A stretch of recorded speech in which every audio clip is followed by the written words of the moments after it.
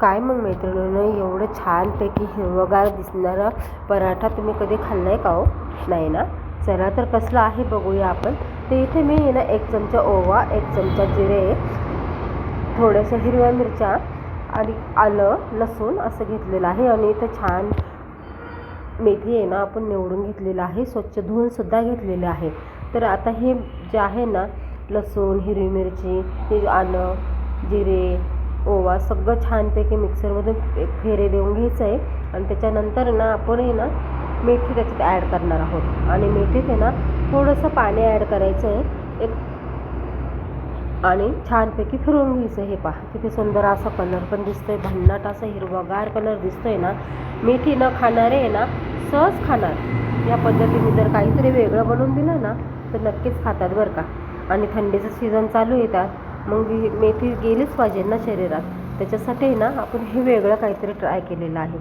तर हे पहा, याच्यात ना 1 वाटी ना मी बेसन पीठ ॲड केलेलं आहे आणि 2 वाट्या गव्हाचं पीठ ॲड केलेलं आहे. चवीनुसार मीठ पण ॲड करायचं आहे. अर्धा चमचा हळद पावडर, 2 चमचे लाल तिखट, 2 चमचे गरम मसाला ॲड करायचं आहे. आणि घट्टसर पिठाचा गोळा आपण चपातीला जसं बनवून घेतो ना त्या पद्धतीने बनवायचं आहे. तर याच्यामध्ये ना जेवढं आपलं गव्हाचं पीठ बसेल ना तेवढं ॲड करायचं आहे.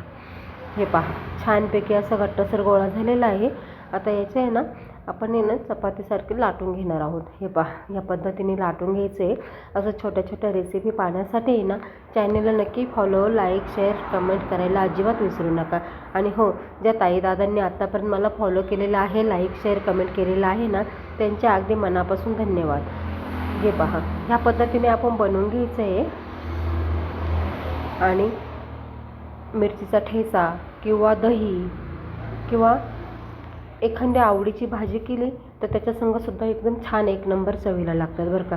किंवा जर तसंच खायचं असेल ना तर आहे ना थोडंसं मिरचीचं प्रमाण आहे ना जास्त करायचं. थोडं तिखट जर झालं ना तर सहज आवडीने मुले तसंच खातात.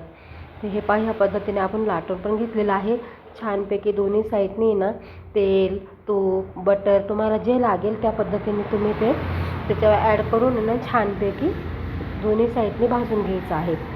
आहे का नाही, किती सुंदर असं दिसतं की नाही भन्नाट कलर. हो, चवीला तर एकच नंबर. तर प्लीज मैत्रिणींनो, दादांनो, लाईक, शेअर, कमेंट करायला अजिबात विसरू नका. हे पहा किती सुंदर असा हे परोठे तयार झालेले आहे. दिसायला पण भन्नाट आणि चवीलासुद्धा भन्नाट. नक्की करून बघा.